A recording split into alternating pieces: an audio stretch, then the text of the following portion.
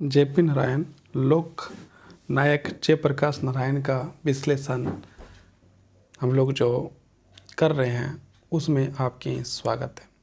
हम लोग जो है कि देख रहे हैं, अभी हम लोग 8 बजे से लेकर 8 बजे हम लोग देखते हैं सबसे पहले MCQ, उसके बाद हम लोग इसका MCQ के बाद उसका विश्लेषण भी करते हैं। 9 बजे का क्लास है और 9 बजे इसका जो है क्या होता है, विश्लेषण होता है। और आज हम लोग विश्लेषण करने वाले हैं किसके बारे में, जयप्रकाश नारायण के बारे में। आप लोग के साथ में लक्ष्मण, और आप लोग पढ़ रहे हैं जयप्रकाश नारायण के बारे में। और ये जो है कि आपका पॉलिटिकल साइंस के लिए अति महत्वपूर्ण विषय है। आप यदि अध्यापक का परीक्षा देते हैं पॉलिटिकल साइंस रिलेटेड, तो आपको जो है जयप्रकाश नारायण से सवाल पूछा जाएगा। आप यदि अध्यापक रिलेटेड परीक्षा नहीं भी देते हैं और आप यदि जेट देते हैं, झारखंड सरकार के द्वारा झारखंड के अंतर्गत जो परीक्षा होती है जेट का, यदि आप जेट का परीक्षा देते हैं, JET का परीक्षा देते हैं, जेट का परीक्षा देते हैं, तो भी आपको यहाँ पर जयप्रकाश नारायण आपको पढ़ना महत्वपूर्ण है। इसके बाद आप यदि ये भी नहीं देते हैं और आप UGC नेट का देते हैं, तो भी आपको जो है कि जयप्रकाश नारायण के बारे में पढ़ना ज़रूरी है। तो इसका जो है कि 55 MCQ जो हम लोग किए हैं उसको आप ज़रूर देखिएगा। और अभी हम लोग इसका जो है कि विश्लेषण कर रहे हैं जयप्रकाश नारायण के बारे में। तो ये परीक्षा के लिए कहाँ पर क्या इम्पोर्टेंट है उसके बारे में बात थी। अब हम लोग शुरुआत करते हैं जयप्रकाश नारायण के बारे में, है ना। तो जयप्रकाश नारायण एक अनोखे, एक ऐसे चरित्र के धनी थे। देखिए, इनका जो है कि जन्म उत्तर प्रदेश में हुआ, कार्य जो है कि बिहार में हुआ, पढ़ाई जो है कैलिफोर्निया में हुआ, और गांधी जी को मानने वाले व्यक्ति थे, सर्वोदय को जो है कि मानने वाले व्यक्ति थे। ये जो है दल विहीन राष्ट्र को मानने वाले व्यक्ति थे, सेवा के प्रति समर्पण करने वाले व्यक्ति थे। ये सारे जो है कि इनके मन के चरित्र में जो है रग रग में समाया हुआ था। देश के लिए जो है कि इन्होंने जो है अपना कर्तव्य जो भी हो उसको पूरा करने का पूरा ध्यान दिए। अब हम लोग यहाँ पर देखते हैं इनका परिचय देखते हैं, है ना।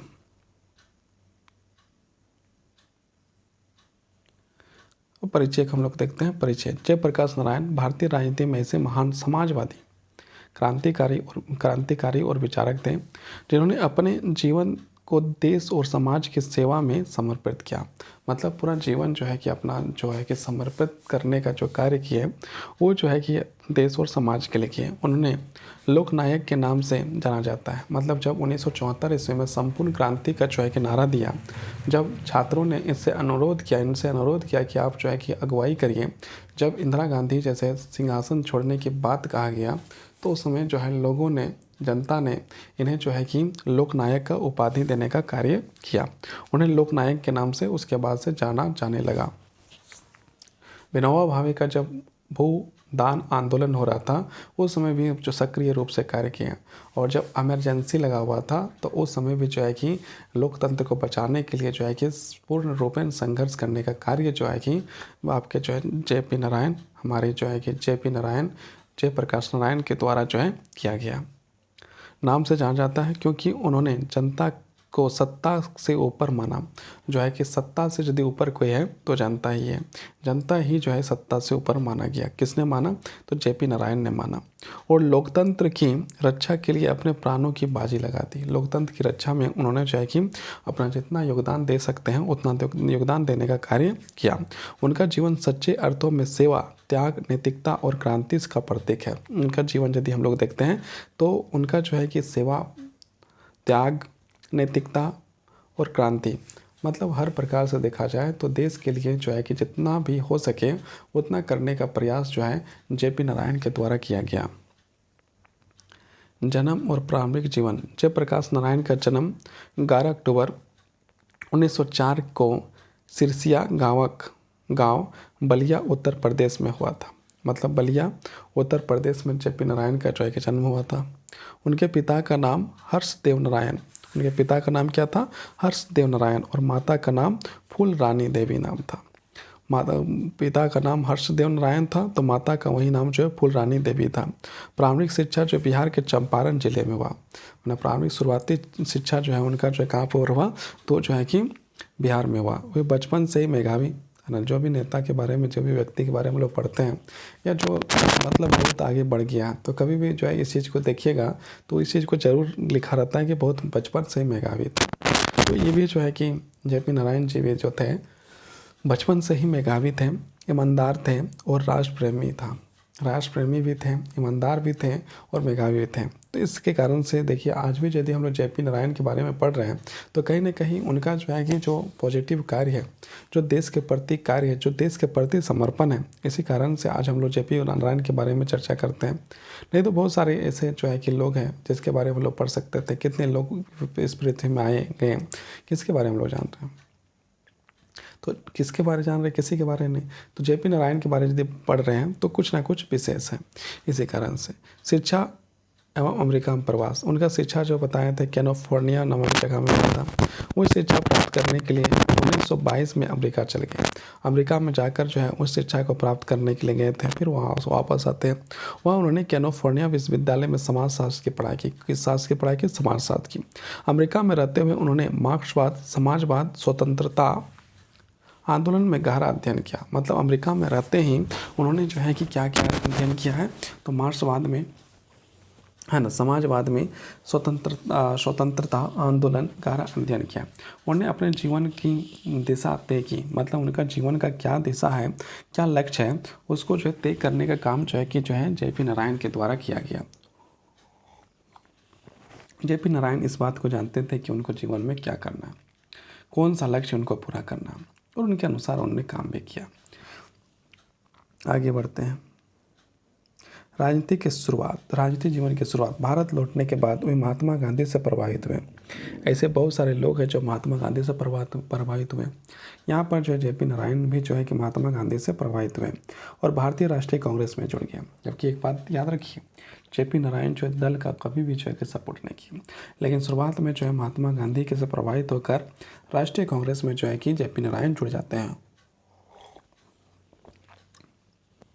उसके बाद 1934 में उन्होंने आचार्य नरेंद्र देव और डॉक्टर लोहिया के साथ मिलकर कांग्रेस सोशलिस्ट पार्टी की स्थापना करते हैं।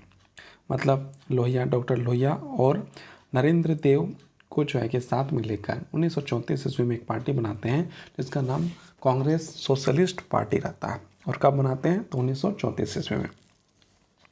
उन्होंने समाज में समानता, मतलब कि जो है कि जो समाज हो वो सारे लोग एक समान हो, सबको जो अवसर एक समान मिले, न्याय सबको मिले, समाजवादी व्यवस्था में संघर्ष किया और जो है संघर्ष किया। मतलब लोहिया और नरेंद्र देव और जो है कि खुद जो है कि जेपी नारायण मिलकर 1934 में एक जो है कांग्रेस सोशलिस्ट पार्टी की स्थापना करते हैं। उसके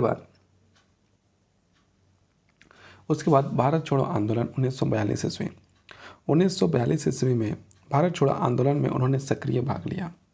गांधी जी को पालन करने वाले व्यक्ति थे, तो गांधी जी की बात को किसी नहीं मानेंगे। और उन्होंने जो है कि क्या किया, तो उस बहुत सारे कार्य जो है कि उसमें भूमिगत रहकर, मतलब छुप कर जो है कि संगठन को मजबूत करना और जो है कि एक प्रकार से अंग्रेजों के खिलाफ आगे बढ़ने का काम जो है कि किया। अंग्रेजों ने उन्हें गिरफ्तार किया और लास्ट में जो है अंग्रेजों ने उसे जो है गिरफ्तार किया, लेकिन वह जेल से भाग गए, निकले और भूमिगत रहकर आंदोलन का संचालन करते रहे। मतलब गिरफ्तार तो कर लिया, जेल भी चले गए, लेकिन जेल से जो है कि जेपी नारायण भाग जाते हैं।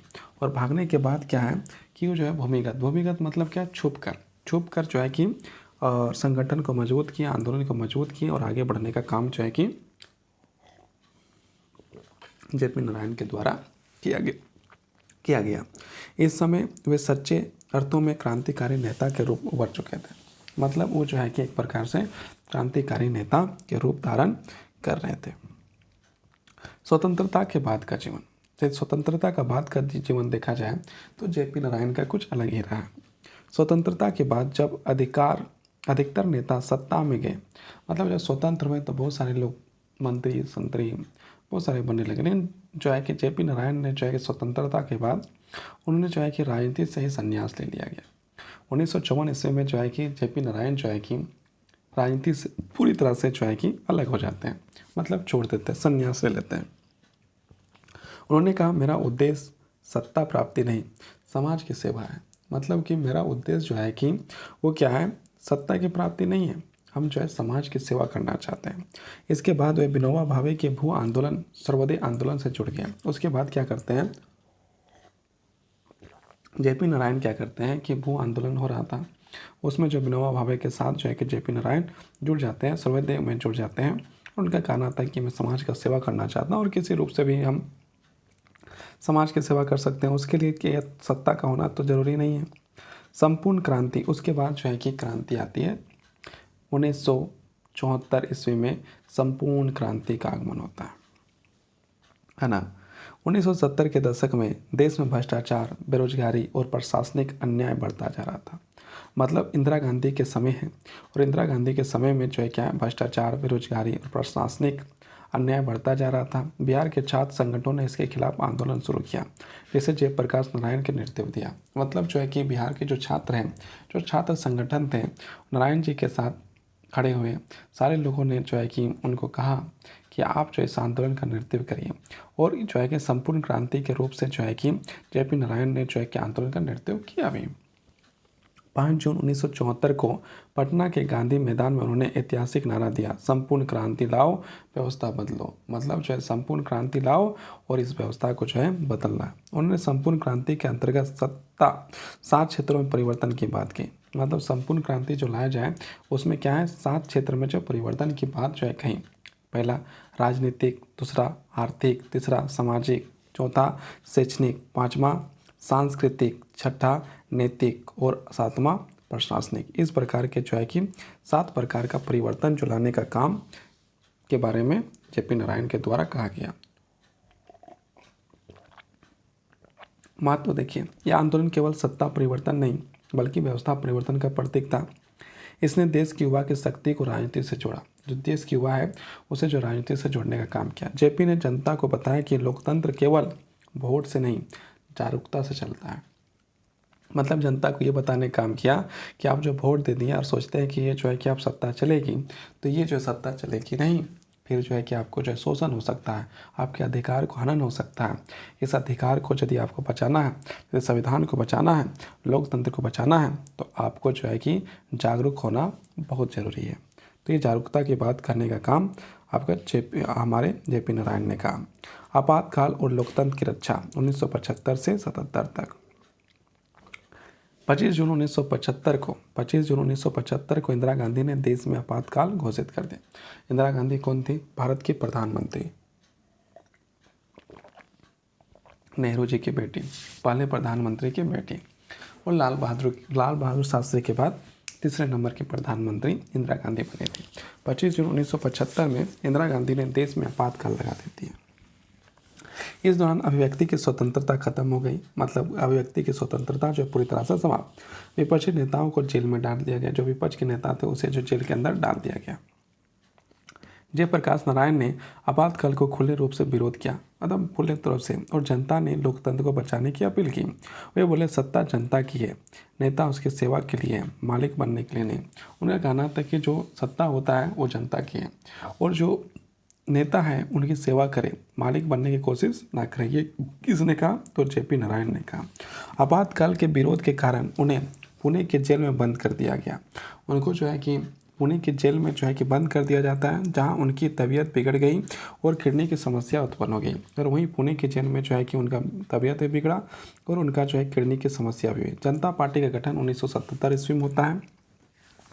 आपातकाल का समाप्त होने के बाद जेपी नारायण के आह्वान पर सभी विपक्षी दल एकजुट हो गए। जितने विपक्षी दल थे जेपी नारायण के कारण से एकजुट हो गए। 1977 में चुनाव में जनता पार्टी का गठन हुआ और जीत भी जाते हैं। कांग्रेस की पराजय का सामना करना पड़ा। पहली बार जो है कांग्रेस हारती है 1977 ईस्वी में, और पहली बार जो है कि गैर कांग्रेस सरकार बनती है, और उसमें पहली बार जो है किसी गैर कांग्रेसी सरकार बनते हैं, उसके जो प्रधानमंत्री जो है मोरारजी देसाई बन जाते हैं। यह जेपी ने आंदोलन की ऐतिहासिक उपलब्धि थी कि लोकतंत्र की जीत थी। ये जो है कि पहली लोकतंत्र की जीत जो है कि माना जाता है।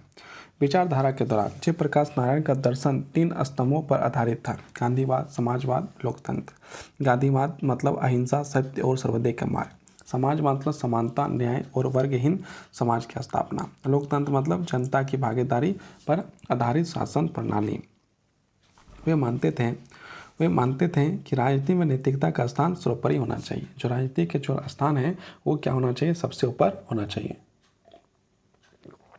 सर्वोदय और ग्राम स्वराज। जेपी ने माना कि सच्चा लोकतंत्र तभी संभव है जब ग्राम स्तर पर स्वशासन हो, मतलब नीचे से नीचे अंतिम इकाई तक यदि स्वशासन हो तो जो है कि आपका जो है कि अच्छा विकास होगा लोकतंत्र का। उन्होंने गांधी जी के ग्राम स्वराज के सिद्धांतों को आगे बढ़ाया।